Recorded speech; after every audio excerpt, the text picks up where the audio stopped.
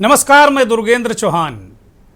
पहलगाम आतंकी हमले के बाद पाकिस्तान से सीधे मोर्चेबंदी के बीच प्रधानमंत्री नरेंद्र मोदी की अध्यक्षता में केंद्रीय कैबिनेट की एक बैठक हुई, जिसमें सबसे बड़ा और अहम फैसला भारत की राजनीति का लिया गया।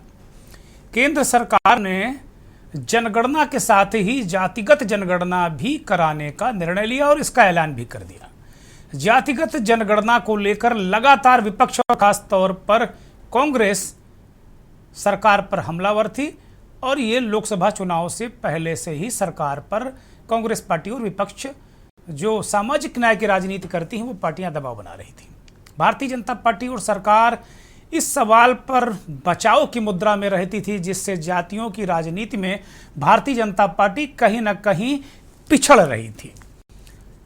कल शाम कोर कमांडर्स की बैठक के बाद आरएसएस के चीफ मोहन भागवत प्रधानमंत्री से मिले तो उस वक्त लगा कि पाकिस्तान को लेकर ही या पाकिस्तान पर हमले को लेकर, आतंकवादियों को सबक सिखाने को लेकर कोई बात हुई होगी और माना जा रहा था कि प्रधानमंत्री कोई महत्वपूर्ण मशवरा संघ प्रमुख से करने वाले हैं। लेकिन जो खबर यह है कि पाकिस्तान के साथ साथ जातिगत जनगणना पर बहुत बड़ा फैसला सरकार को लेना था और मोहन भागवत इसमें महत्वपूर्ण कड़ी हैं। आरएसएस के चीफ हैं और संघ के जो पेरेंटल संगठन है उसके मुखिया हैं। तो मोहन भागवत ने एक तरीके से संदेश और संकेत दे दिया था प्रधानमंत्री को कि जातिगत जनगणना कराना जरूरी हो गया है, क्योंकि जमीनी स्थिति थोड़ी अलग है, जैसी आप देख रहे हैं। भारतीय जनता पार्टी पिछड़ रही है। कहते हैं कि इसके बाद ही ये फैसला हुआ। संघ जातीय समरसता प्रकल्प भी चलाता है और तमाम दूर दराज के इलाकों में काम करता है और समय समय पर संघ को जमीनी फीडबैक भी मिलता रहता है। लोकसभा चुनाव में 200 सीटों पर विपक्ष ने भारतीय जनता पार्टी को रोक दिया था, जबकि भारतीय जनता पार्टी 400 पार के सपने संजोए थी। भाजपा के रथ का पहिया रुकने के पीछे सबसे बड़ा मुद्दा जातिगत जनगणना और संविधान खतरे में है, ऐसा नैरेटिव विपक्ष ने गढ़ा, जिससे भारतीय जनता पार्टी को खासतौर पर उत्तर प्रदेश में भारी नुकसान हुआ। लोकसभा गठन के बाद नेता प्रतिपक्ष के रूप में अपने पहले ही भाषण में राहुल गांधी ने स्पष्ट कर दिया था कि जातिगत जनगणना उनका प्रमुख मुद्दा है, हम उसे करवा कर रहेंगे, सरकार पर दबाव डालेंगे और इसी सदन में करवा कर रहेंगे। हम इसके लिए दबाव डालेंगे और नरेंद्र मोदी को मजबूर कर देंगे। ये शब्द राहुल गांधी के थे। आज जातिगत जनगणना का फैसला नरेंद्र मोदी सरकार ने लिया। विपक्ष और खासतौर पर कांग्रेस पार्टी इसे क्रेडिट की तरह प्रस्तुत कर रही, इसे अपनी जीत की तरह प्रस्तुत कर सकती है, लेकिन सत्ता पक्ष कह रहा है कि कांग्रेस पार्टी ने हमेशा जातिगत जनगणना का विरोध किया है। ऐसा रेल मंत्री जो प्रेस कॉन्फ्रेंस करने आए थे अश्विनी वैष्णव, कैबिनेट के फैसलों की उन्होंने ये बात कही और उन्होंने कहा कि आज़ाद भारत में पहली बार भारतीय जनता पार्टी वह दल है जो जातिगत जनगणना करा रही है। बिहार चुनाव मुहाने पर है और बिहार में ओबीसी की बहुत बड़ी तादाद है। ओबीसी मतदाता सरकार बनाने और बिगाड़ने के में बहुत निर्णायक है और बिहार चुनाव से ठीक पहले जातिगत जनगणना का ऐलान नरेंद्र मोदी और भारतीय जनता पार्टी ने एक बड़ा राजनीतिक फायदा लेने के लिए एक दांव चला है। देर शाम एक प्रेस कॉन्फ्रेंस की राहुल गांधी ने बहुत संतुलित तरीके से उन्होंने अपनी बात रखी। ऐसा लग रहा था कि राहुल गांधी एक क्रेडिट लेने के मूड में आएंगे, बिल्कुल क्रेडिट लेंगे, लेकिन उन्होंने ऐसा नहीं किया। वो ये कह रहे हैं, इस फैसले का उन्होंने स्वागत किया। उन्होंने कहा हम सरकार के साथ हैं, बहुत अच्छा फैसला है। पत्रकारों ने कहा भी कि ये देर से लिया गया। उन्होंने कहा अभी इनसे बातों का कोई मतलब नहीं रह जाता। एक पत्रकार ने जो मुद्दा हमने रखा कि पहलगाम हमले का ध्यान डाइवर्ट करने के लिए क्या ये जो फैसला है जातिगत जनगणना का ये किया गया, ये सवाल भी टॉस किया गया राहुल गांधी की तरफ, तो उन्होंने कहा कि मैं किसी भी प्रकार के परसेप्शन या किसी प्रकार के एजम्पशन में नहीं फंसूंगा। मेरा ये काम नहीं है, ये काम आप लोगों का है, जो आप करिए, मेरा काम फैक्ट पर बात करना है। राहुल गांधी ने सरकार से सवाल पूछा है, नरेंद्र मोदी से सवाल पूछा है कि मोदी जी वो टाइम लाइन बताओ कि कब होगा ये, कब तक होगा, ये जरूर चाहते हैं। राहुल गांधी ने यह भी कहा कि इसमें जो जनगणना है उसमें तेलंगाना मॉडल में उन्होंने जाति जनगणना कराई, तो वो कमरों में बैठकर उन लोगों के द्वारा उसकी नीतियां नहीं बनी जो लोग वास्तव में ओबीसी नहीं है, दलित नहीं है, पिछड़े नहीं हैं, क्योंकि उनका मानना है कि जो सिस्टम में, कॉरपोरेट में वो लोग हैं ही नहीं जिनकी बात हम कर रहे हैं, ओबीसी, दलितों और पिछड़ों की। तो वो एक अलग तरीके से इसका एक अच्छा मॉडल चाहते हैं और वो कहते हैं कि विपक्ष सरकार का पूरा सहयोग करने को तैयार है। तेलंगाना मॉडल को आप अडॉप्ट करें या ना करें, लेकिन अच्छी बातों को आप अगर विपक्ष से लेना चाहते हैं तो हम उसे देने को तैयार हैं, आपको बताने को तैयार हैं। बेहद संतुलित बातचीत राहुल गांधी के मसले पर रही और एक तरीके से उन्होंने कहा कि ये बहुत अच्छा फैसला है, इससे सरकार उन लोगों के लिए नीतियां बना पाएगी जिनकी उत्थान की हम बात करते हैं। राहुल गांधी ने निजी क्षेत्र और खासतौर पर शिक्षण संस्थाओं में भी आरक्षण की वकालत की। तो आज मंथन में ही बड़ा सवाल कि जातिगत जनगणना क्या मास्टर स्ट्रोक है सरकार का या मजबूरी।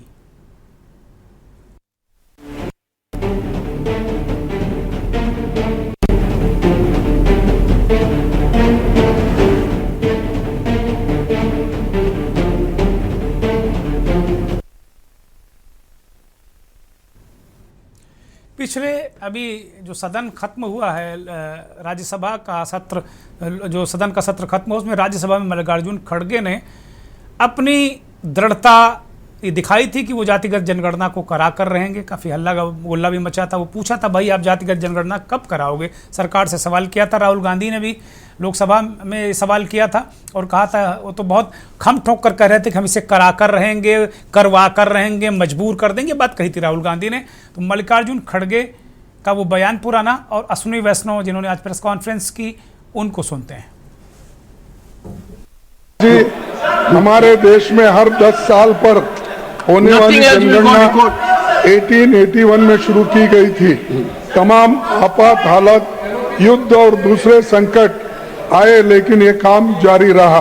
लंबी देरी के कारण लाखों नागरिक सरकारी कल्याणकारी योजनाओं के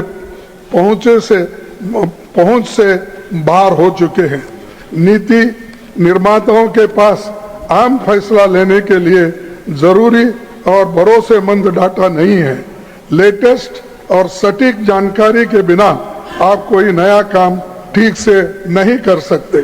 इसीलिए मैं सरकार से निवेदन करता हूं कि तत्काल जनगणना का काम शुरू हो और जाति जनगणना और जनगणना दोनों भी जल्दी कराना चाहिए।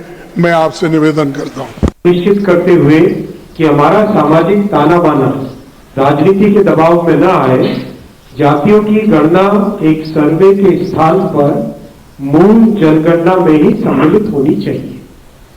इससे यह सुनिश्चित होगा कि समाज आर्थिक और सामाजिक दृष्टि से मजबूत होगा और देश की प्रगति भी निर्बाध चलती रहेगी। आज दिनांक 30/4/2025 के दिन प्रधानमंत्री श्री नरेंद्र मोदी जी के नेतृत्व में राजनीतिक विषयों की कैबिनेट समिति ने यह निर्णय लिया है कि जातियों की गणना को आने वाली जनगणना में सम्मिलित किया जाए। यह इस बात को दर्शाता है कि वर्तमान सरकार देश और समाज के सर्वांगीण हितों और मूल्यों के लिए प्रतिबद्ध है। जैसे कि पहले भी Congress governments have always opposed caste census. Caste was not included in all the census operations conducted since independence. In 2010, then Prime Minister late Dr. Manmohan Singh ji had assured the Lok Sabha that the matter of caste census should be considered in the cabinet. A group of ministers was formed to consider this subject. Most of the political parties had recommended caste census. Despite this, Congress government decided to conduct only a survey of caste instead of a caste census. That survey is known as SECC. It is well understood that Congress and its India alliance partners have used caste census only as a political tool. Some states have done this well, while some others have conducted such surveys purely from a political angle in a non-transparent way. Such surveys have created doubts in the society. Ashwini Vaishnaw rail मंत्री ये कह रहे हैं कि Congress party ने कभी caste census न कराई। एक सर्वे डॉक्टर मनमोहन सिंह ने जरूर कराया था। इसे राजनीतिक हथियार के रूप में कांग्रेस पार्टी ने इस्तेमाल किया है, विपक्षी दलों ने इस्तेमाल किया है। उनकी मंशा साफ नहीं थी। नरेंद्र मोदी की अध्यक्षता वाली राजनीतिक कैबिनेट समिति ने, सरकार की जो है, उसने ये निर्णय लिया है। नरेंद्र मोदी चाहते हैं कि आर्थिक और सामाजिक रूप से जो कम्युनिटीज़ पिछड़ी हुई हैं उनको इसके जरिए उनका एक खाका सामने आए और उनको उनका हक मिले। ऐसी बातें उन्होंने की हैं। राहुल गांधी का लोकसभा में वो बयान जिसमें वो खम ठोक कर कह रहे हैं कि हम इसे करा कर रहेंगे, और आज की प्रेस कॉन्फ्रेंस। मेरा आप लोग इंसल्ट करना चाहते हैं, आप खुशी से करिए, आप रोज करिए, मगर एक बात मत भूलिए, जाति जनगणना को हम यहां पास करके दिखाएंगे। पार्लियामेंट में हमने कहा था कि कास्ट सेंसस को हम करवा के छोड़ेंगे, और हमने ये भी कहा था कि 50% की जो कैप है, जो आर्टिफिशियल दीवार लगा रखी है, उसको भी हम तोड़ के हटाएंगे। पता नहीं क्या हुआ, सडनली 11 साल बाद नरेंद्र मोदी जी कहते थे कि सिर्फ 4 जाते हैं, सडनली कास्ट सेंसस का अनाउंसमेंट किया।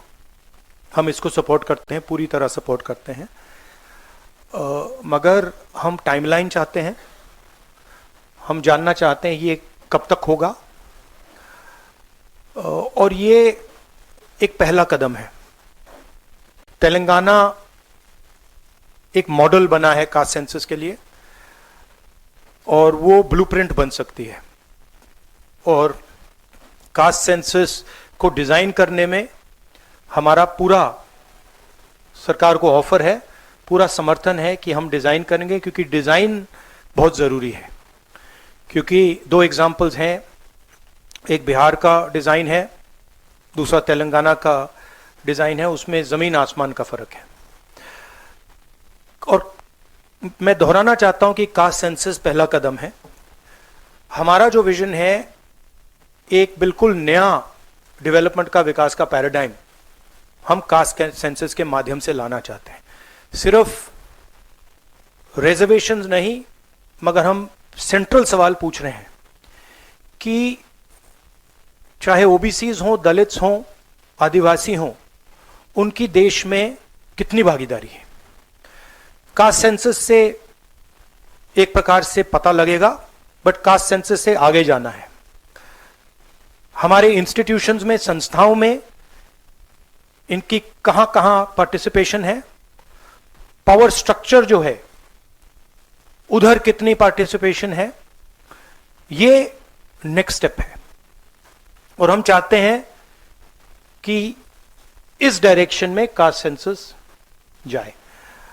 हमने एक और चीज कही थी, कांग्रेस पार्टी ने रेज की थी, मैनिफेस्टो में भी था, article 15(5). Article 15(5) is reservation in private education institutions. ये कानून है, ऑलरेडी कानून है, और हम चाहते हैं एकदम इस कानून को एनडीए की सरकार, बीजेपी की सरकार इंप्लीमेंट करना शुरू करे। सेंसस को डिले किया है और अपोज किया था, हम इसको वेलकम करते हैं। ये हमारा विजन है, इन्होंने अडॉप्ट किया, बहुत अच्छा, मगर हम चाहते हैं कि हमें डेट्स बताए जाएं, किस दिन तक ये सेंसस होगा, बजट में इसका पैसा आना चाहिए, अभी बजट में पैसा नहीं है, और फिर जो डेवलपमेंटल विजन है वो हमारे सामने प्रेजेंट होना चाहिए।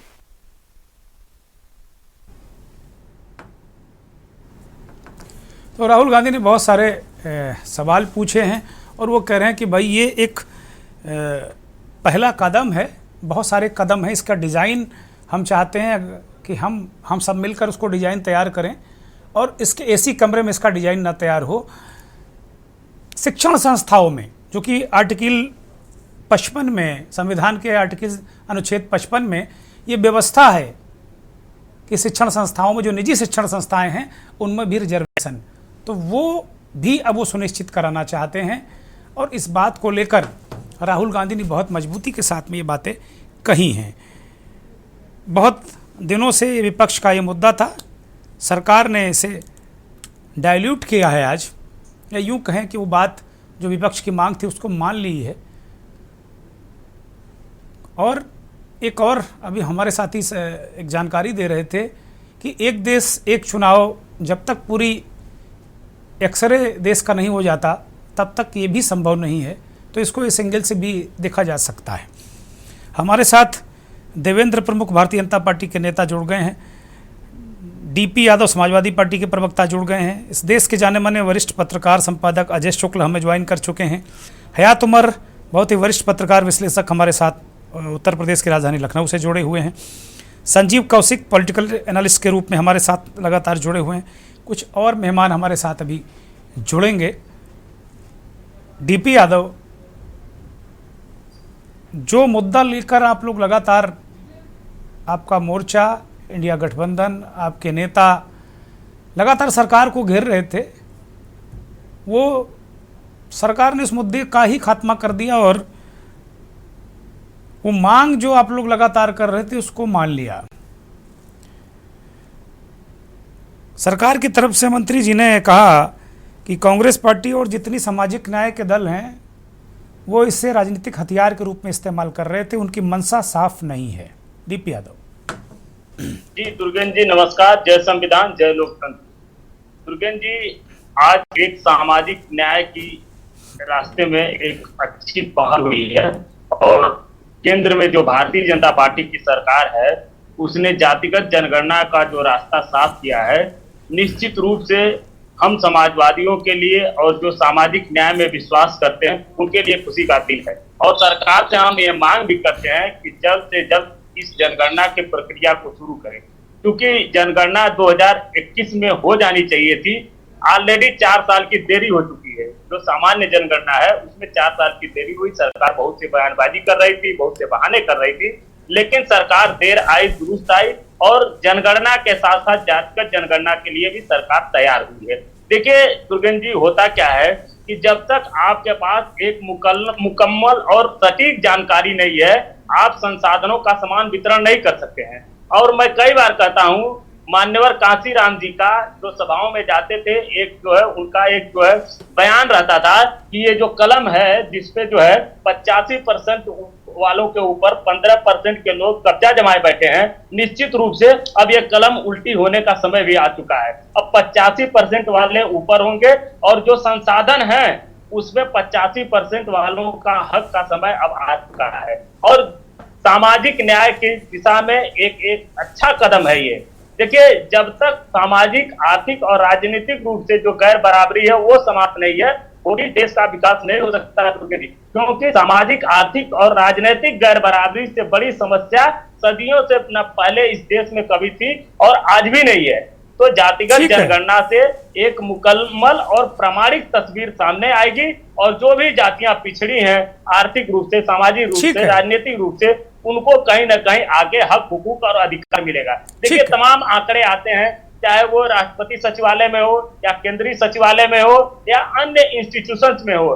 देखिए, ओबीसी, एससी, एसटी, इनकी संख्या, इनकी भागीदारी बहुत कम होती है। और इस तरह से अगर जनगणना हो गई तो निश्चित रूप से जिसकी जितनी संख्या भारी उसकी उतनी हिस्सेदारी, जो समाजवादियों का नारा है उसका पूरा होने का मार्ग कहीं ना कहीं प्रशस्त होगा। ठीक है डीपी यादव, मैं लौटूंगा। देवेंद्र प्रमुख भारतीय जनता पार्टी के नेता हमारे साथ जुड़े हैं। देवेंद्र प्रमुख, भारतीय जनता पार्टी, आप खुद, आपके प्रधानमंत्री कहते थे 4 ही जातियां हैं, अब फिर अब जातिगत जनगणना की जरूरत क्यों पड़ गई? अभी तक तो आप लोग लगातार डिनाइल मोड में रहते थे। आज कौन सी ऐसी परिस्थितियां कल रात से आज तक उत्पन्न हो गई कि अचानक ये निर्णय लेना पड़ा कि नहीं, जातिगत जनगणना बहुत ज़रूरी है, उनको, जो देश के पिछड़े, शोषित, पीड़ित लोग हैं, उनकी वास्तविक स्थिति सामने आना बहुत ज़रूरी। अचानक रातों रात कौन सा ऐसा आकाशवाणी हुई, कौन सा ऐसा आभास हुआ, ये मैं ज़रा जानना चाह रहा हूँ। देवेंद्र प्रमुख। देखिए दुर्गेन सर, भारतीय जनता पार्टी एक चीज के लिए मशहूर है कि सर्जिकल स्ट्राइक करने में विश्वास रखती है। उसके परिणाम आए हैं, कई बार अच्छे आए हैं, कभी कभार लोग सवाल उठाते रहे। तो ये राजनीति करने का अपना अपना तरीका है।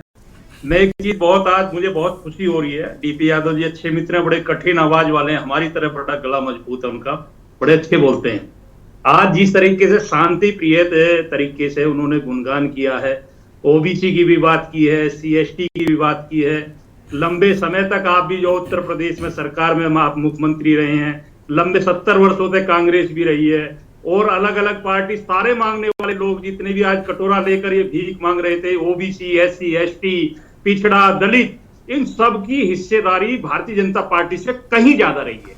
लेकिन मुझे इस बात पर कभी कभार बड़ा आश्चर्य होता है दुर्गेन सर कि झूठ को इतने तरीके से पेश किया जाए या परोसा जाए कि आप दीन बनकर जिस तरीके से मांगते हैं, ये एक चीज बहुत जरूरी है, बहुत करना। अगर आपको इतना ही जरूरी था तो पहली बात तो आपके पास सरकार रही है, लंबे समय तक रही है, प्रदेशों में रही है, देश में रही है, आपने कब कब कौन कौन सी मांग की है। और कांग्रेस तो हमेशा से विरोध करती है, ये तो सच के साथ वाली बात है। लेकिन आज हमारे साथ ये चीज आई है। मैंने कभी कभार किसान जब 3 कानून थे उन पर चर्चा हुई, इस डिबेट का हिस्सा रहता था, तो माननीय प्रधानमंत्री जी ने ये कर दिया। आज जो जितने भी डंडोरा पीट रहे हैं, अब अभी राहुल गांधी जी, अखिलेश जी भी आ रही हैं धीरे धीरे, ममता दीदी, सारे इकट्ठे होकर मैं हमारी वजह से तो एक गलत फहमी निकाल दी है। जो देश मांगता है, जो देश की जरूरत है, उस नस को हम पढ़ लेते हैं, उसको हम समझते हैं। एक लोकतंत्र है।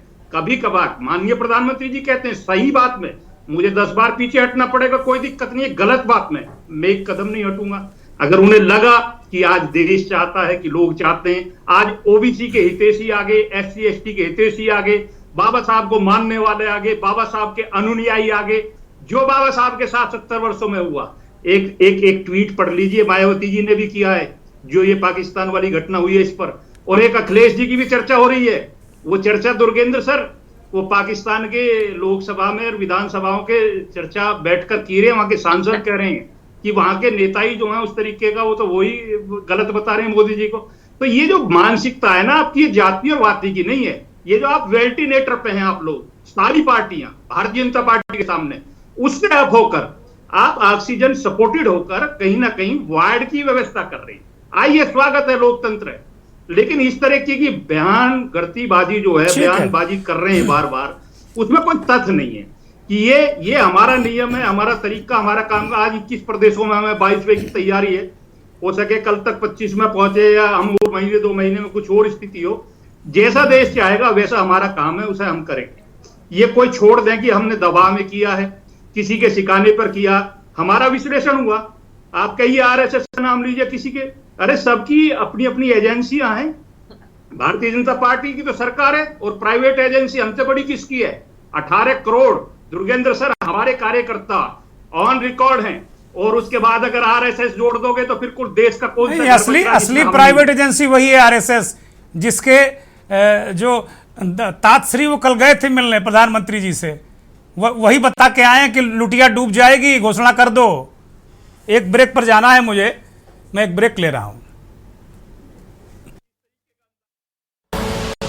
आप देख रहे हैं के न्यूज, खबरों का सारथी।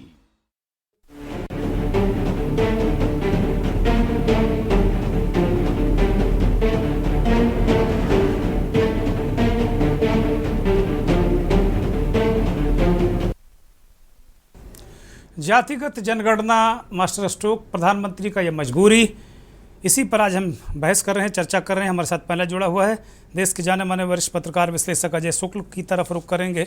अजय जी, राहुल गांधी भी सरप्राइज हो गए, आज प्रेस कॉन्फ्रेंस में कह रहे थे कि 11 सालों से किया नहीं, अचानक, खैर किया तो अच्छा ही किया। अभी तक भारतीय जनता पार्टी तो 4 ही जातियां बताती थी, गरीब, महिला, तो 2 पता नहीं क्या क्या, लेकिन अब अचानक उसको इसकी जातिगत जनगणना या जाति पॉलिटिक्स पे लौटना पड़ा। क्या अजय जी, क्या मूल कारण है, क्या आप देख पा रहे हैं? बिल्कुल, मुझे लगता है कि देखिए, जिस तरह की स्थिति थी, उसको देखा उस प्रेस कॉन्फ्रेंस में, जब उनसे सवाल पूछा गया कि उन्होंने इसी समय क्यों कराने की घोषणा की, क्या इसकी वजह हो सकती थी। तो उन्होंने बड़ा स्पष्ट किया कि क्या वजह हो सकती थी, इस पर आज मैं कोई बात नहीं करना चाहता हूं। उन्होंने कराया तो अच्छा कराया और मैं इसका समर्थन करता हूं। यह इस बात को दर्शाता है कि चूंकि राहुल गांधी की अपनी जो इच्छा थी वो पूरी हुई है, एक प्रकार से जीत है, क्योंकि सरकार ने सदन के अंदर जिस तरह से बेइज्जत किया था राहुल गांधी को, याद करिए अनुराग ठाकुर ने जब राहुल गांधी से उनकी जाति को लेकर के क्या शब्द कहे थे जी, उससे बड़ी शायद कोई गाली नहीं हो सकती। उन्होंने कहा था कि जिसकी जाति खुद की नहीं पता है वो दूसरों की जाति की वकालत कर रहा है। जी जी। तो अब आप सोचिए, जिसको इतना अपमानित किया गया हो लेकिन उसके बावजूद उसको लेके वो आदमी लगातार संघर्ष कर रहा था। अपने 3 राज्यों में उसने जातिगत सर्वे करा करके जो उसकी गणना कराई, उसके आधार पर जो एक नैरेटिव बिल्ड किया, वो एक दबाव तो था। और निश्चित रूप से मैं देवेंद्र जी जो कह रहे थे मैं उससे सहमत हूं कि उनका आरएसएस देश के तमाम हिस्सों में उसने परख लिया कि अगर यदि अब इससे हमने दूरी बनाई तो आने वाले वक्त में कितने बड़े संकट खड़े होने वाले। और उसने कितना ज्यादा बूस्ट दिया है राहुल गांधी को, कांग्रेस को, तो वो भी सामने हमारे सामने उसके रिजल्ट्स। तो ऐसी स्थिति में आज जब राहुल गांधी एक दलितों, पिछड़ों, आदिवासियों, अल्पसंख्यकों और वंचित समाज के यानी उस 90% के नेता बन के खड़े हैं, तो निश्चित रूप से एक चिंता हो जाती है। यदि ये नेता इस्टेब्लिश हो गया इसमें, तो कल के दिन चिंता का विषय होगा। तो शायद यही वजह है, और यह वक्त इसलिए इन्होंने चुना क्योंकि इस वक्त में कोई ज्यादा सवाल जवाब होंगे नहीं, क्योंकि देश सवाल जवाब कर रहा है पहलगाम पे। अब पहलगाम से भी एक तो ध्यान बटेगा, नंबर 1, और नंबर 2 इस पर चर्चा होगी, हम आप चर्चा कर ही रहे हैं। तो स्वाभाविक सी बात है, ये एक बड़ा वो अपना नैरेटिव बनाने की कोशिश कर रहे हैं। निश्चित रूप से बनाना भी चाहिए, सत्ता में है, अधिकार उन्हीं के हाथ में है। लेकिन आज वो चैलेंज भी आपने दिखाया भी, वो चैलेंज जो उन्होंने सदन में दिया था कि करा के रहेंगे, तो साहब आज वह दिन आ गया जो उन्होंने कहा था वो करने के लिए सरकार बाध्य हो गई।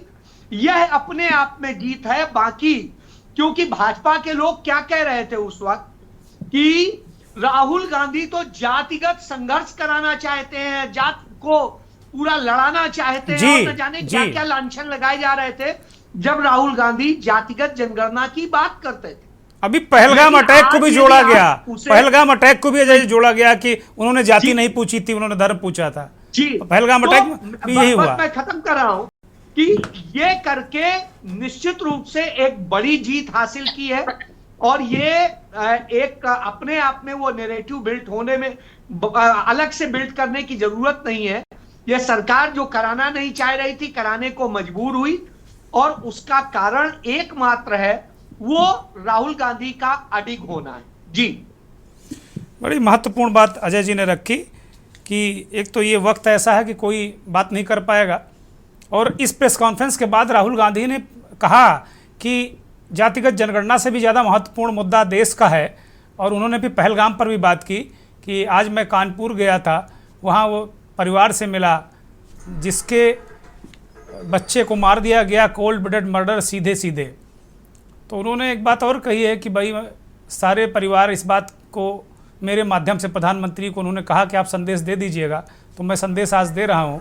इस सभी को जो लोग शहीद हुए हैं इस घटनाक्रम में, हमले में, उनको शहीद का दर्जा दिया जाए। ये बात भी राहुल गांधी ने वहाँ रखी। संजीव कौशिक की तरफ मैं रुख करूँगा। संजीव कौशिक जी, राजनीतिक दृष्टिकोण से किसका फायदा किसका नुकसान आप देख रहे हैं इसमें?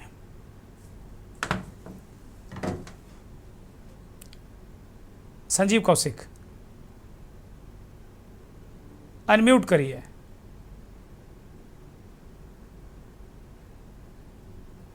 जी, आवाज पहुंच रही है? हाँ बोलिए, दर्शक सुन रहे हैं आपको। हाँ, मैं सिर्फ ये कह रहा हूं कि देखिए, राजनीति में हर एक कदम के मायने होते हैं, और टाइमिंग तो बहुत बेहद महत्वपूर्ण होता ही है, इसमें कहने में कोई गुरेज नहीं है। देश में 27 लोगों की हत्या कर दी जाती है ये पूछ करके कि तुम्हारा धर्म हिंदू है, और देश सबसे मजबूत हिंदू धर्मराज के हाथों में। कल मीटिंग, आज सुबह मीटिंग, दोपहर में मीटिंग, पूरा हिंदुस्तान इस उम्मीद में टीवी पे टकटकी लगाया बैठा था कि शायद आज कुछ खबर आने वाली है कि कैसे इस बदमिजाज और बदतमीज पड़ोसी को सबक सिखाया जाए। लेकिन वो पंचायत फिल्म में एक डायलॉग था कि खेलते रहिए सुबह शाम मीटिंग मीटिंग अलुआ मीटिंग, तो वो अलुआ मीटिंग वाली बात हो गई। उस मीटिंग से क्या निकल के आया वो प्रेस कॉन्फ्रेंस में जब लोगों के बीच में आया तो लोग हतप्रभ हो गए। लेकिन इसके भी मायने हैं। जो सामने खबर आई, निश्चित तौर पे लोग सोचने पे मजबूर हो गए कि आखिर इस वक्त में ये कदम क्यों? क्या सचमुच में भारतीय जनता पार्टी ने कोई ऐसा मास्टर स्ट्रोक खेल दिया है जिसकी वजह से सारे मतदाता और बिहार में होने वाले चुनाव पर इसका असर पड़ेगा? क्या मतदाता इस दर्जे के मूर्ख हैं कि वो ये बात नहीं समझते हैं कि कल तक इसी भारतीय जनता पार्टी के लोग, चाहे वो देश के प्रधानमंत्री हो, आदरणीय योगी जी हो, किस तरह की भाषा का इस्तेमाल करते थे इस जातिगत जनगणना के ऊपर? तो जो लोग लगातार इन चीजों पे प्रश्न चिन्ह खड़ा करते रहे, अचानक ऐसा नहीं है कि हृदय परिवर्तन हो गया है। उन्होंने दो काम करने का प्रयास किया है। एक तो ये कि तत्काल में जो पूरे हिंदुस्तान का प्रेशर उनके ऊपर है कि आप कर क्या रहे हैं ये बताइए। आप एक सर के बदले 10 लाने वाले तो 27 के बदले 270 लाना है आपको, तो आप कुछ करके दिखाइए, लोगों को भरोसा दिलाइए। लेकिन लगातार लोगों ने देखा है, लगातार चूंकि लोग सवाल पूछ रहे थे कि गलवान में इस तरह की घटना हुई तो गलवान में चीन को सबक सिखाने के लिए आपने टिकटॉक बैन कर दिया और पाकिस्तान को सबक सिखाने के लिए आपने यूट्यूब बैन कर दिया। तो ये जो मजबूत कदम हिंदुस्तान के सामने आया, हिंदुस्तान के सारे लोग और खास करके इसमें अल्पसंख्यक और बहुसंख्यक को छोड़ दीजिए, ये भारतीय जनता पार्टी अपने इस समीकरण में भी कामयाब नहीं हो पाई है इस बार। उसकी कोशिश रही है कि इसको दो खानों में बांट दिया जाए, इसको हल्का किया जाए। लेकिन इन सबों के बावजूद एक डाइवर्ट करने की, वरना आज हम इस पर क्यों बात कर रहे होते? हम तो उसी पे बात कर रहे होते, पहलगाम पे ही बात कर रहे होते। तो एक ये कोशिश की गई है, लेकिन लोग बड़े समझदार हैं। लोग समझ रहे हैं कि इनको दलितों से, अल्पसंख्यकों से, वो जो निचले पैदान पे लोग हैं उनके साथ इनकी सहानुभूति कितनी है। अभी तक यदि वो नहीं कराने की बात कर रहे थे, जिद कर रहे थे, तो क्यों नहीं कर रहे थे वो? चूंकि उनको पता था कि धर्म का एक ऐसा अम्ब्रेला है, छाता है जिसके नीचे ये सारे लोग आएंगे हिंदुत्व के नाम पे और उससे उनकी राजनीति बनती है। तो आखिर अपने इतने बड़े राजनीति का वो हिस्सा निकाल करके या उसमें अपने ही राजनीति पर वो सर्जिकल स्ट्राइक कर रहे हैं, तो उसके भी कुछ कारण होंगे। और राजनीति, मैंने कहा कि राजनीति में सबके कुछ ना कुछ कारण होते हैं। तो उनको ऐसा लग रहा है कि इस तरह की बातें करके शायद लोगों को हम भरमाएंगे और लोगों को ये मैसेज देने का प्रयास करेंगे। लेकिन सब जानते हैं कि जातिगत जनगणना पर भारतीय जनता पार्टी का स्टैंड क्या रहा है, कल तक क्या रहा है। भारतीय जनता पार्टी के प्रवक्ताओं को भी पता नहीं है कि कल तक क्या चल रहा है। आज अचानक फैसले पर वो भी हतप्रभ है कि किस तरह से उनके पुराने स्टेटमेंट को लेकर के उसको हम उसका बचाव करें हम। तो ये परिस्थिति आज के वक्त में आन पड़ी है, आसान नहीं है। ये लोग बहुत बेहद शातिराना अंदाज में कदम बढ़ाने वाले लोग हैं। अभी ये 100% उन लोगों के हिस्से में भी सफलता नहीं आई है, थोड़ा सा इंतजार करना होगा अभी। ठीक है, ये लोग कोई ना कोई जुगत लगाएंगे इसको भी एक्सटेंड करने के लिए, हम जानते हैं। नहीं, राहुल गांधी ने पूछ लिया है, राहुल गांधी ने फिर पूछ लिया कि भाई ये बताओ कि कब तक कराओगे और शिक्षण संस्थाओं में भी रिजर्वेशन कब दोगे, क्योंकि आर्टिकल 55 में ऑलरेडी पहले से व्यवस्था है। हयात उमर की तरफ मैं रुख करूंगा। संजीव कौशिक ने बहुत सारी बातें 15/5 में दुर्गेश जी थोड़ा सा संशोधित कर लिया, 15/5 में, माफ कीजिएगा, मैं अजय जी अपडेट कर रहे हैं उसको मैं संशोधित कर लेता हूँ 15/5 में। तो ये ऐसी व्यवस्था है कि आप जो आरक्षण जिनको चाहिए उनको आप दे सकते हैं, जिनके लिए संविधान में वर्णित है उनके लिए ऐसी व्यवस्था है। तो इसको अब अलग से लागू करने की ज़रूरत नहीं। ये बात भी राहुल गांधी ने एक प्रश्न छोड़ दिया सरकार के सामने। हमारे साथ हयात उमर भी हैं, वरिष्ठ पत्रकार जुड़े हुए हैं। हयात साहब, संजीव कौशिक ने बहुत सारी बातें स्पष्ट कर दी। राहुल गांधी से भी सवाल पूछा गया कि भाई आप क्या मानते हैं कि पहलगाम से फोकस डाइवर्ट करने के लिए ये किया गया? तो राहुल गांधी ने कहा कि भाई ये काम आप लोगों का है, आप सोचो समझो क्या करो, मेरा काम नहीं है। मेरा काम फैक्ट पर बात करना है और फैक्ट ये है कि जातिगत आरक्षण को सरकार ने माना है, धन्यवाद, हम आपके साथ हैं। लेकिन ये कब तक होगा? ये कमरों में बैठ के नहीं होने देंगे, इसको सड़क पर आके करना पड़ेगा और बताना पड़ेगा कि भाई इसमें जो वास्तव में है क्या उनके लिए ये काम हो रहा है क्या। तो इसके कितने पहलू, क्या क्या मायने हो सकते हैं हयात साहब? सर, मैं सैन्य विज्ञान का भी छात्र रहा हूं, मिलिट्री साइंस मेरे पास एज ए सब्जेक्ट रहा है ग्रेजुएशन। जी जी। और इत्तेफाक से देश में जो ऐसी कुछ परिस्थितियां हैं जिसमें यह विषय जो मैंने पढ़ा था फिर से जहन में ताजा होता है जी। और सैन्य विज्ञान में हमने पढ़ा था कि अपने शत्रु को मात देने के लिए या जंग में सरप्राइज एलिमेंट बहुत मायने रखता है जी। आप अपने शत्रु को अचानक जो आप सरप्राइज देते हैं कोई चीज है उससे शत्रु को संभलने का मौका नहीं मिलता। और राजनीति भी एक जंग और मोदी जी इस जंग के अद्वितीय योद्धा हैं। मेरा मानना अद्वितीय योद्धा है जी। और उन्होंने एक सरप्राइज एलिमेंट पाकिस्तान को भले ना दिया हो लेकिन देश की घरेलू राजनीति में जरूर दे दिया। नहीं, पाकिस्तान को भी देंगे, धैर्य रखिए, धैर्य रखिए। जी, अभी मैंने कहा अभी नहीं दिया लेकिन घरेलू राजनीति में दे दिया। पाकिस्तान में तो बहुप्रतीक्षित हो गया है। वो तो सरप्राइज एलिमेंट तब होता जब फौरन हो जाता। अब तो देना ही देना है, अब तो ये देना ही है। जी, पाकिस्तान भी ये समझ गया कि मेरे ऊपर अब आज नहीं कल नहीं परसों आफत आएगी, टाइम बीत रहा है वो होगा। तो सरप्राइज एलिमेंट तो वहां से जा चुका है। अब ये रह जाएगा कि कितना होगा, कैसा होगा, स्वरूप क्या होगा, ये एक अलग चीज है। लेकिन घरेलू राजनीति में जो उनके ऊपर दबाव था उस दबाव के खिलाफ उन्होंने जो आज ये घोषणा की, आज जब देश 4 बजे 5 बजे की प्रेस कॉन्फ्रेंस में प्रतीक्षा कर रहा था कि लगातार आज 3 महत्वपूर्ण बैठकें हुई हैं और जैसा कि कौशिक जी ने कहा कि हमको लग रहा था कि कुछ मोर्चे को लेकर के, कुछ पाकिस्तान के खिलाफ कार्रवाई को लेकर के कुछ और बातें आएंगी सामने, उसकी जगह पे बातें अश्विनी वैष्णव जी लेके आए कि हम सरकार ने फैसला किया है कि जातिगत जनगणना कराएंगे। और ये एक तरह की यू टर्न है। अभी ना सदन चल रहा है, ना ऐसी कोई आंदोलन बड़ा खड़ा हुआ है, ना बड़ा डिमांड है, विपक्ष की लंबे अरसे से डिमांड है। लेकिन ये सरप्राइज एलिमेंट देकर के आज हम बहस, अब पहलगाम को छोड़ करके, पाकिस्तान को छोड़ करके आज सारे चैनल्स आज बहस कर रहे हैं जातिगत जनगणना। ये बात बिल्कुल ठीक है, हमने भी पहलगाम ही तय किया था, बिल्कुल ठीक बात है। तो आज ये एक सरप्राइज एलिमेंट है। अब ये सरप्राइज एलिमेंट कितना किसके फेवर में रहेगा? आपने विपक्ष का एक हथियार, मैं छीन तो नहीं कहूंगा लेकिन भोथरा जरूर कर दिया है। जो जातिगत जनगणना को लेकर के जो पूरी बात, पूरा 2024 का चुनाव संविधान और जातिगत जनगणना पर रहा और बीजेपी को खासा नुकसान उठाना पड़ गया।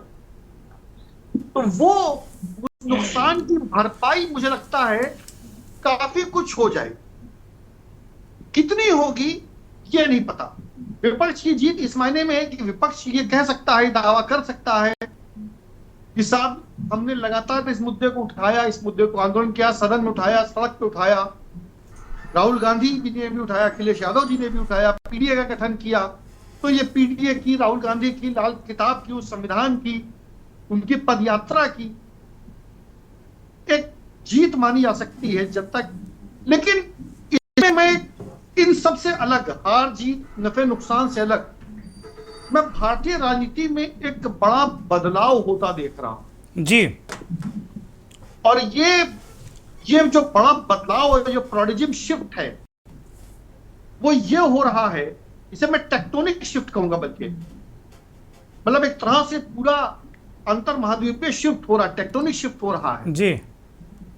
और इसके बड़े लंबे दूरगामी परिणाम होने जाएंगे। आज जो ये घोषणा हुई है, जो अगर सरकार की ने वाकई में इस जो घोषणा है और जो मंशा है जातिगत जनगणना की, खाली जनगणना से बात नहीं बनेगी, जो जातिगत जनगणना की जो मंशा है, उस मंशा पे अगर, और जो संविधान के आर्टिकल 50 में जो कहा गया है, वो खाली प्राइवेट निजी कॉलेजों और शिक्षा संस्थानों निजी क्षेत्र में है।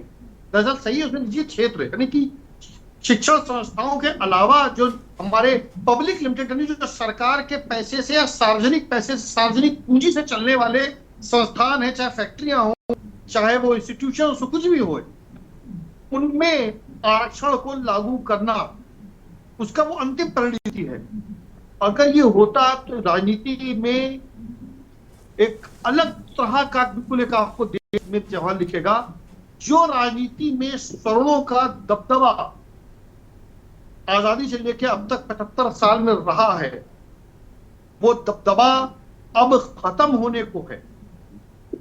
एक ये दबदबे को पहले कांग्रेस ने बहुत साल तक उसका फायदा उठाया, स्वर्ण कांग्रेस के साथ रहा, बाकी पार्टियां हाशिए में रही।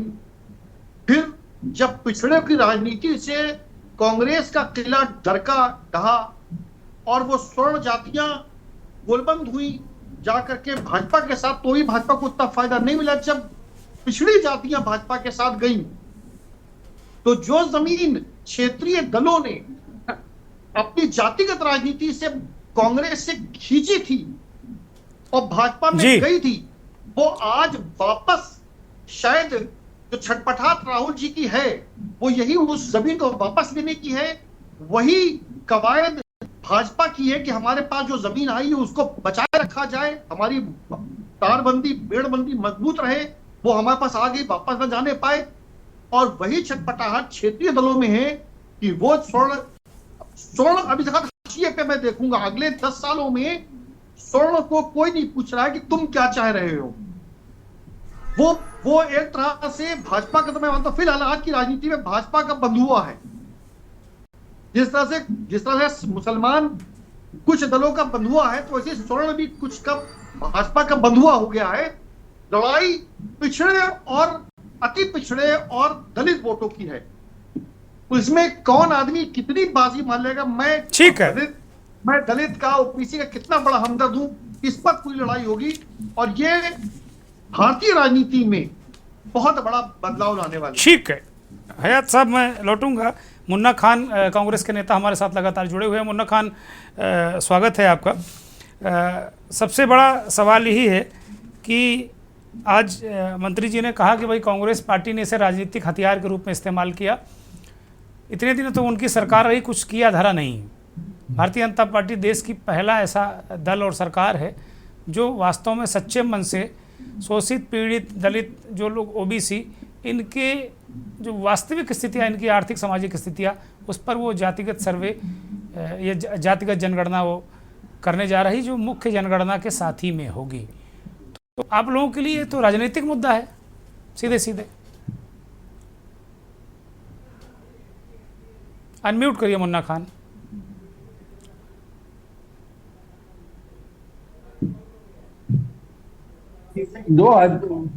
दुर्गेश जी, आवाज जा रही मेरी? हाँ बोलिए कृपया।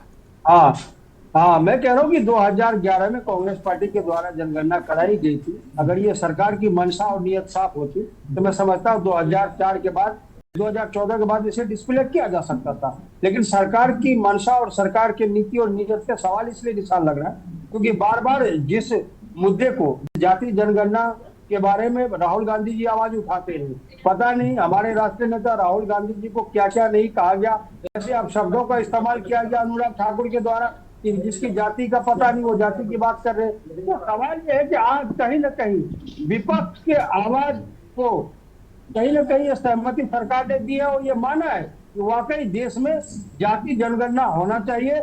विपक्ष अपने वादों पे अडिगारा रहा। विपक्ष जो जाति जनगणना की बात कर रहा था वो बिल्कुल सही कर रहा था, सरकार ने ये माना, तो कहीं ना कहीं विपक्ष की जीत है। दूसरी बात है कि जिस तरीके से अभी पहलगाम में हमले हुए और सरकार की किरकिरी हो रही है, कोई 56 इंची सीने की बात कर रहा है, कोई 1 सर के बदले 10 सर लाने की बात कर रहा है, कोई 26 जो सैलानियां जो हमारे भाई थे उन पे गोलियां चलाई गई, उनकी निर्मम हत्या की गई, उस पर सरकार से सवाल पूछे जा रहे। तो कहीं डर ये बात का है कि कहीं इस मुद्दे को दबाने के लिए कहीं ये सरकार ने आनंद फान में एक्सेप्ट तो नहीं कर लिया। नहीं, आपके नेता ऐसा नहीं कह रहे हैं। आपकी पार्टी लाइन ये नहीं है, आपके नेता ऐसा नहीं कर रहे हैं। राहुल गांधी ने कहा मुझसे कोई मतलब नहीं कि आप किस लिए लेकर आए, आप लेकर आए, ये अच्छी बात है। नहीं, मैं भी यही कह रहा हूँ कि पहली बात तो बहुत ही सराहनीय कदम है सरकार का, जो विपक्ष में रह करके जो हमारे राष्ट्रीय नेता बार बार आवाज उठा रहे थे, सरकार ने उसे एक्सेप्ट किया और जो उन हमारे दलित भाई, पिछड़े भाई जो लोग थे, जो पीड़ित थे, जो लोग हमारे ये जो लोगों को ये नहीं पता था कि हमारी जाति की आबादी कितनी है, हमारी जाति की सरकार में भागीदारी कितनी है, आज मैं समझता हूँ कम से कम ये तो पता लग जाएगा दुर्गेश जी। ये बहुत ही सराहनीय कदम है। ठीक है, बधाई देता हूँ सरकार को, उन्होंने बहुत अच्छा कदम उठाया। बाकी मैं पहलगाम पे नहीं जाऊंगा, उड़ी पे नहीं जाऊंगा, अभी कोई ऐसा मसला नहीं है। सरकार ने जो जाति जनगणना की बात की है बहुत ही अच्छा कदम मैं समझता हूँ। ठीक है। ओबीसी SC ST OBC संयुक्त मोर्चा के राष्ट्रीय संयोजक अध्यक्ष हमारे साथ डॉक्टर ओम सुधा जुड़ गए हैं। डॉक्टर ओम सुधा, ये बहुत ही बेहतरीन फैसला मोदी की सरकार ने किया है। जातिगत जनगणना जिसको लेकर हमने आपने दर्जनों बहसें की होंगी, तमाम बार गर्मा गर्म बातचीत भी हुई होगी। राहुल गांधी लगातार कई साल से लगे हुए थे, तो आज वो जो मांग थी विपक्ष की उसको पूरा कर दिया है प्रधानमंत्री ने। इसे कैसे देखते हैं डॉक्टर ओम सुधा?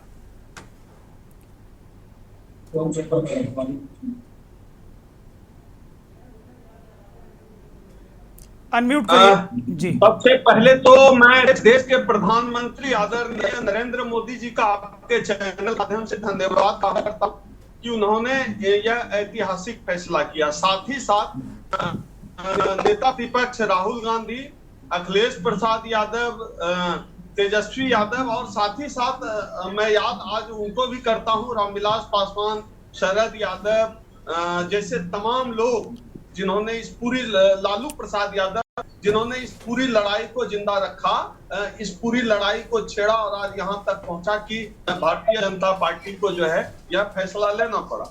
दूसरी बात सबसे दिलचस्प ये है कि मुझे याद आ रहा है राहुल गांधी जी का बयान, उन्होंने संसद में कहा था कि हम जो है जाति जनगणना करा के रहेंगे। और लालू प्रसाद जी का भी वह ट्वीट मुझे याद है कि उन्होंने जो कहा था वो तो हम कह भी नहीं रहे, उन्होंने कहा था किस तरह वो संघ और बीजेपी से जाति जनगणना कराएंगे। लेकिन यह जो जाति जनगणना का सवाल, यह 2024 में दुर्गेंद्र जी राजनीतिक सवाल बना है, ये हम लोगों के सामने हुआ है जी। 2024 के पहले यह सवाल राजनीतिक सवाल नहीं था। यह सवाल छिटपुट कोशिशें होती थी, राजनीतिक दल के करते थे, लेकिन राजनीतिक सवाल चुनावी सवाल नहीं बना था। सामाजिक आंदोलन के लोग जैसे बॉम्बसेप जैसे संगठन, परिसंघ जैसे संगठन लगातार जो है लड़ाई को लड़ रहे थे। हम जैसे लोग सड़कों पर लड़ रहे थे, सेमिनार कर रहे थे। लेकिन 2024 में जब राहुल गांधी ने इस मुद्दे को उठाया तब यह मुद्दा राजनीतिक सवाल बना जी। और जब तक कोई भी बात, कोई भी मुद्दा राजनीतिक सवाल न बने तब तक उसका समाधान बिल्कुल नहीं हो सकता है। 2024 में राजनीतिक सवाल हुआ। हाल के दिनों में नरेंद्र मोदी जी जब 2024 में उन्होंने चुनाव लड़ा और उनका पूरे देश में जो है उनका गिरा, उनको समझ में आया कि जाति जनगणना एक महत्वपूर्ण मुद्दा है, मुझे ऐसा लगता है। और अब हिंदू मुस्लिम से बहुत काम चलने वाला नहीं है। जाति जनगणना को बहुत दिनों तक इग्नोर भी नहीं किया जा सकता है। इस बात को समझने लगे। इसको सिर्फ एक तो बिहार का चुनाव है, लेकिन इसको सिर्फ बिहार चुनाव के परिप्रेक्ष्य में नहीं देखना चाहिए।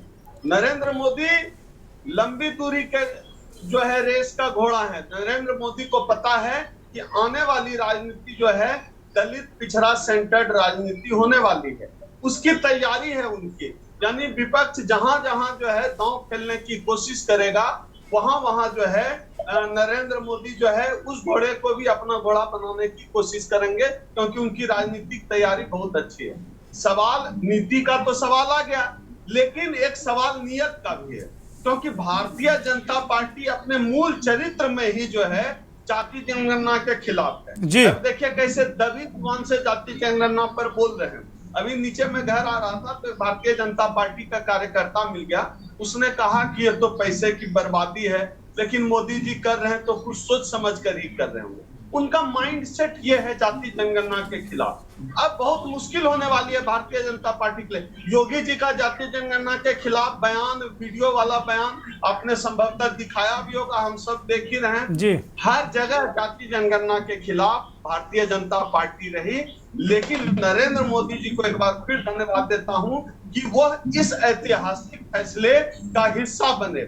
और सही मायने में पहली बार हम जब बार बार आपके चैनल पर भी हमने कहा था कि नरेंद्र मोदी जी अगर सच्चे ओबीसी हैं तो जाति जनगणना कराएं, मंडल कमीशन की सिफारिशें लागू करें। अब नरेंद्र मोदी जी उस रास्ते पर बढ़ चले हैं, तो उनसे यह भी उम्मीद की जाती है जब जातीय जनगणना जल्दी से हो जाए और उसके आंकड़े आए तो उसको सार्वजनिक किया जाए। और जो इस जातीय जनगणना के पीछे का जो मूल जो विचार है कि जिसकी जितनी आबादी उसकी उतनी भागीदारी, इस मूल विचार को भी जो है पूरा करने का काम मुझे लगता है कि नरेंद्र मोदी जी ही करेंगे और उनको करना चाहिए। आज का दिन नरेंद्र मोदी जी और भारतीय जनता पार्टी की सरकार को धन्यवाद देने का दिन है, इसलिए इतना ही।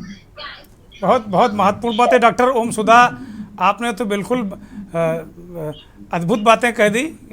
आप प्रखर आलोचक माने जाते हैं सरकार के और नरेंद्र मोदी के, लेकिन आज आपने बहुत महत्वपूर्ण बात कही। और मुझे याद है मेरे ही कार्यक्रम में आपने कहा था कि अगर वो सच्चे ओबीसी हैं तो करा कर दिखाएं, तो अब आपको थोड़ा बहुत तो यकीन हो गया होगा कि वो सच्चे ओबीसी हैं वो, डॉक्टर ओम सुधा। नरेंद्र मोदी जी, अब जो मैंने जो बात कही दुर्गेंद्र जी कि जो है आबादी जब ये गणना हो जाए जातीय जनगणना और जाति के हिसाब से जो है जब भागीदारी होंगे तब माना जाएगा, क्योंकि नीति की बात तो हो गई, नियत पर संदेह जो है बना रहेगा। और जब तक ये लागू न हो जाए, क्योंकि उनको कांग्रेस की तरफ से कम इस मामले में कोई विरोध का सामना नहीं करना पड़ेगा, लेकिन उनकी पार्टी के अंदर और आरएसएस का अंदर का जो अंतर विरोध है, नरेंद्र मोदी की सरकार उस अंतर विरोध से कैसे लड़ती है, अरे डॉक्टर साहब देखना दिलचस्प भी है और मजेदार भी है। डॉक्टर साहब ये आरएसएस को धन्यवाद दे दो, डॉक्टर साहब आरएसएस को धन्यवाद दे दो। ये दादा मोहन भागवत की ही पहल है। ये कल वही मिलने गए थे दादा मोहन भागवत, ये उन्होंने कान में फूका कि कर दो नहीं निपट जाओगे। ये मोहन भागवत को धन्यवाद दे दो आप, हम बता रहे हैं, क्योंकि आरएसएस ग्राउंड लेवल पे है, वो समझता है कि क्या स्थिति है। लोग समझ रहे थे कि भारत पाकिस्तान की बात वो करने गए, ना भारत पाकिस्तान की कर ली होगी तो मुझे नहीं पता, लेकिन आज के घटनाक्रम से एक पत्रकार के तौर पर जो मैं कड़ी यहाँ जोड़ रहा हूँ, वो ओबीसी पर जो ये जो पूरा जातिगत जनगणना है, इस पर क्या किया जाए। शायद इसी मसले पर नरेंद्र मोदी ने उनका मशविरा चाहा था, यही मशविरा वो देने गए थे, क्योंकि समरसता के तमाम प्रकल्प आरएसएस चलाता है और जमीनी हकीकत आरएसएस को पता चल गई है कि लुटिया डूब जाएगी अगर ये नहीं करोगे। तो ये असली बधाई के पात्र तो मोहन भागवती हैं, जिनको तमाम विपक्ष कहता है कि विरोध करते हैं वो। खैर बहुत अच्छा निर्णय है शोषित पीड़ित लोगों के लिए। देवेंद्र प्रमुख को तो आज बिल्कुल बाछें खिली हुई हैं, लगातार प्रसन्न मुद्रा में ही दिख रहे हैं देवेंद्र प्रमुख। बहुत थोड़ा वक्त है मेरे पास अब इस कार्यक्रम में, तो मैं आपके पास आ रहा हूँ।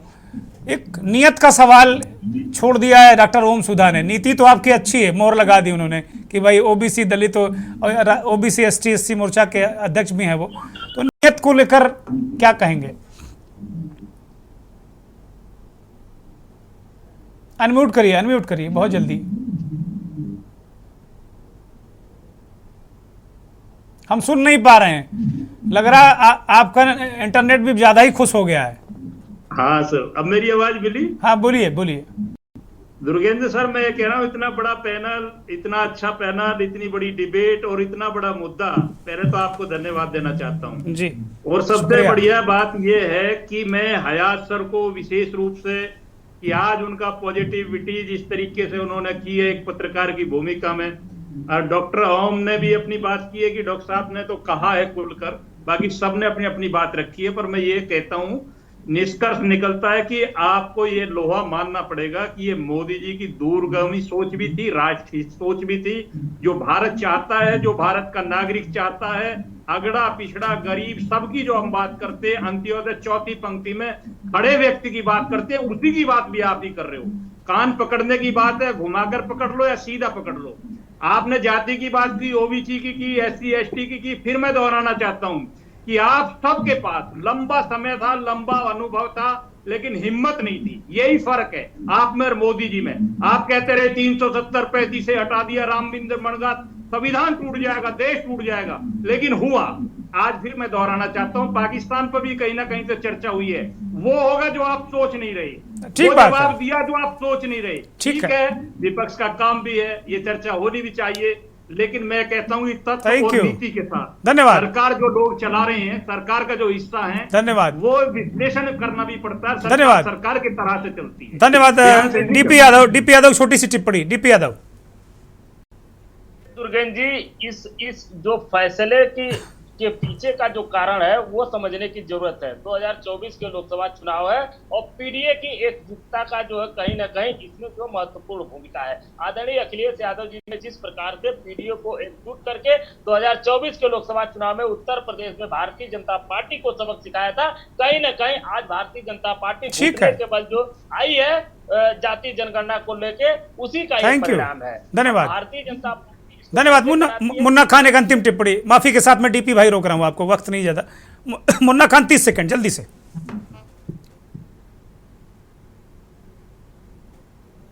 अनम्यूट करिए मुन्ना खान जल्दी से, हम सुन नहीं पा रहे हैं।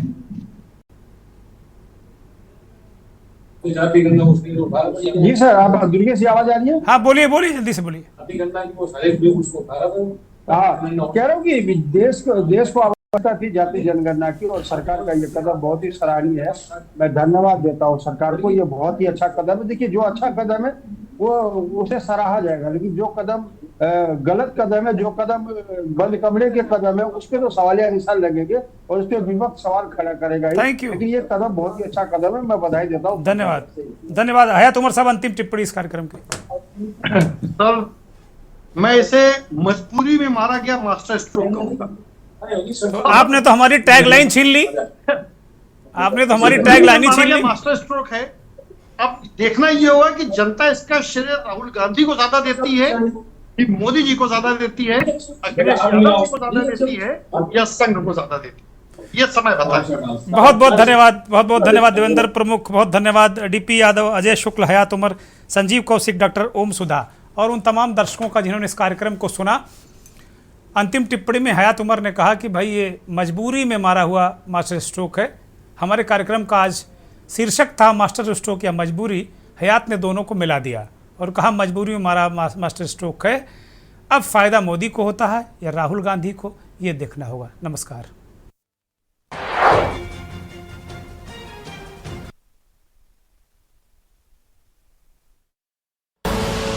आप देख रहे हैं के न्यूज़, खबरों का